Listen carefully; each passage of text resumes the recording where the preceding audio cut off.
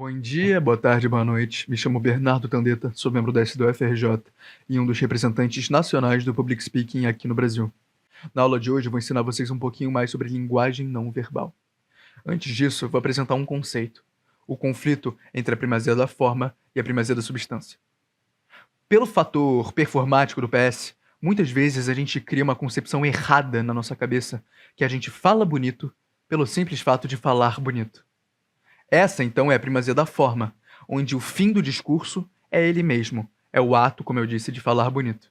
Enquanto a parte substancial do discurso serve apenas para preencher um vácuo linguístico, porque quem fala tem que falar de algo, né? É impossível você falar de nada. Então as palavras que saem da sua boca servem só para que estejam saindo palavras da sua boca. Percebe?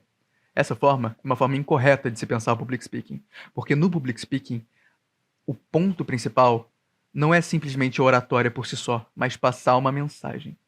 Ou seja, na primazia da substância, que é o oposto da primazia da forma, a centralidade do discurso é essa mensagem, e todo o resto é simplesmente o meio de passá-la.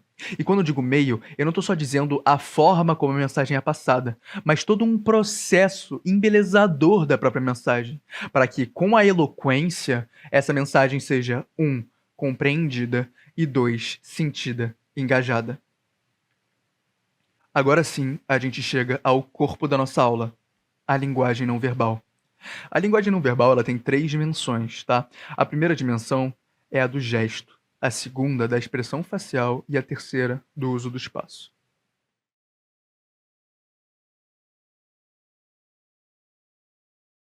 Quanto aos gestos, a gente faz eles todos os dias, né? Eu e você temos certamente vícios gestuais. O que é isso? São aqueles pequenos comportamentos que a gente repete sem nem mesmo pensar. Seja balançar as mãos, cruzar os braços, repetir os mesmos gestos infinitas vezes, ou um que é muito clássico, que é oscilar o peso do corpo de uma perna para outra. Percebe que todos esses gestos, então, tão comuns do cotidiano, não tem nada a ver com os gestos que você vai usar no PS? Os gestos do PS, eles estão lá por um propósito, que é propósito. Engraçadamente. O gesto é atrelado a 2 palavras-chave: incisividade e propósito. Você deve gesticular quando faz sentido gesticular. Faz sentido quando ele melhora o discurso. E ele melhora o discurso à medida que ele faz uma de 2 coisas: adiciona impacto àquilo que você está falando ou ilustra aquilo que você está falando. É muito comum a gente ver debatedores muito bons que usam das mãos não para amplificar a mensagem ou até mesmo ilustrar, mas simplesmente como um show de libras. Eles quase que repetem tudo que eles estão falando na gesticulação. Não é para fazer isso. Muitas vezes é ensinado que essa é a forma correta da linguagem não verbal, mas não. A linguagem não verbal, como eu disse, é atrelada a sentido. Sentido esse que adiciona valor semântico à sua narrativa, ao seu discurso. Além disso, os gestos têm um poder muito forte de captar a atenção da plateia, a atenção do público. E você tem que usar disso ao seu favor. Se você começa a encher, então, o seu discurso desses gestos que não são providos de sentido, você percebe que você acaba distraindo o público da sua mensagem central? É muito importante você usar, então, esses gestos incisivos ou ilustrativos para também angariar a atenção do público. A atenção é essa que impacta diretamente o seu engajamento.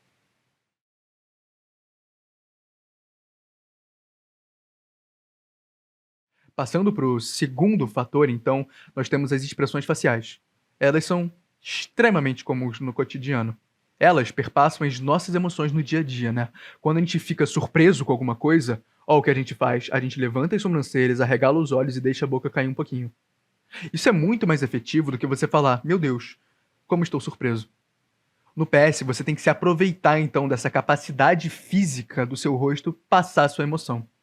Quando eu digo essa emoção, ela não é só uma simulação de emoção, mas a partir de uma reflexão interna daquilo que faz sentido para você, você cria um sentimento que é verdadeiro dentro daquele discurso e que é o que você quer passar para o seu público. Porque o rosto é a janela da alma. Quando você mostra a tristeza, você indica ao público que é daquela forma que ele deve se relacionar com o que você está trazendo dentro do discurso. Ou seja, a partir desse movimento, dessa gesticulação do seu rosto, você consegue construir um discurso muito mais engajado e que a mensagem é muito mais compreendida, né? Voltando para aqueles objetivos da linguagem não verbal. Ou seja, utilize do seu rosto para mostrar aquilo que você sente enquanto fala e mostrar aquele sentimento que a sua mensagem quer passar. Se é tristeza, mostra que tá triste. Se é felicidade, mostra que tá triste também. Seja, é claro, natural. A sutileza que se aproxima do cotidiano, se aproxima do que é crível e realista, também traz empatia no público. Se é uma coisa muito exagerada, fica teatral, e as pessoas não conseguem se relacionar empaticamente com aquilo, pelo menos não tanto quanto poderiam, a partir de mecanismos de sutileza no rosto.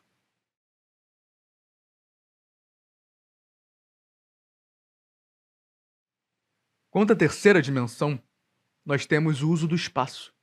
A forma como o orador atravessa o plenário mostra muito sobre o discurso. A forma como o orador interage literalmente com os objetos físicos do seu espaço, por exemplo, com esse armário, ou com aquela porta, ou com a própria câmera, também diz muito.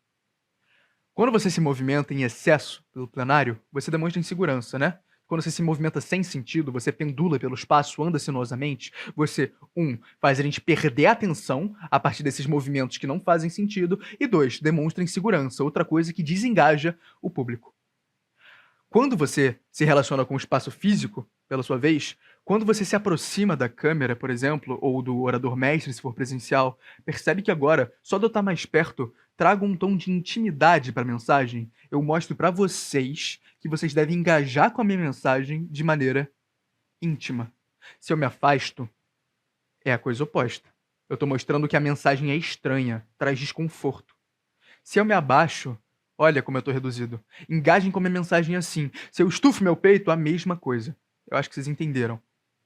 Quando eu falo de mensagem, eu não estou só falando de mensagem final do discurso, mas também todas as nuances nele presentes, né? As mudanças de sentimento, de perspectiva, os picos e os vales.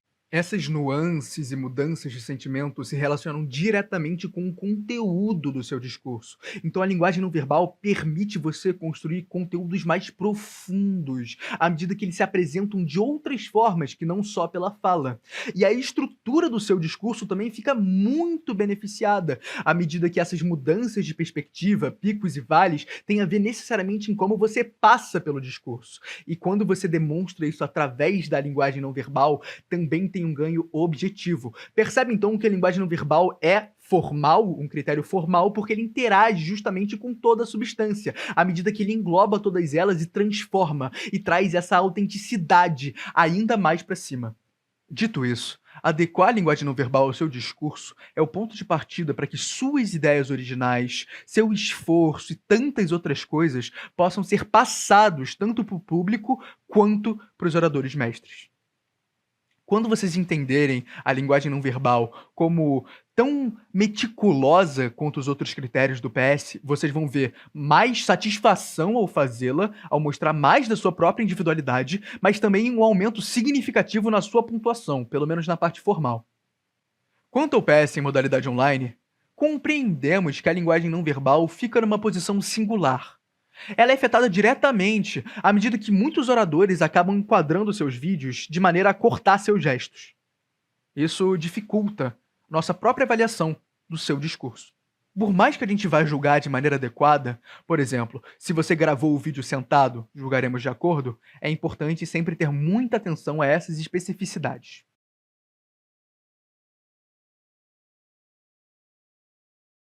Quanto às dicas, a primeira que posso dar é: não tente preencher seu discurso com ações sem sentido. A pontuação nessa modalidade é redutível, ou seja, ações ruins são piores do que a inexistência de ações. Sempre que for fazer algo, pense bem. É aquilo que eu sempre reforço para vocês ao longo de toda essa aula.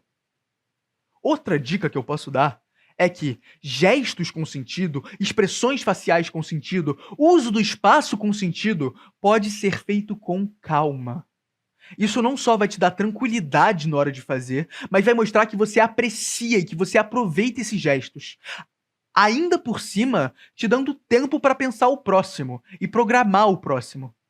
Isso faz com que a sua gestualidade pareça uma costura orgânica, muito melhor interligada e muito mais beneficial para o seu discurso e para a sua mensagem como um todo. Acredito, então, que chegou o fim dessa aula. Foi um prazer poder estar aqui com vocês. E eu reforço, caso tenham qualquer dúvida, não tenham medo de me procurar. Procurem os diretores ou a gestão da sociedade de debates das suas faculdades e peçam para eles o meu contato. Todos devem ter. Assim, vocês podem entrar em contato comigo diretamente. Eu pretendo deixar também aqui na descrição o meu e-mail, caso prefiram dessa maneira. Dito tudo isso, foi um prazer. Bom dia, boa tarde, boa noite.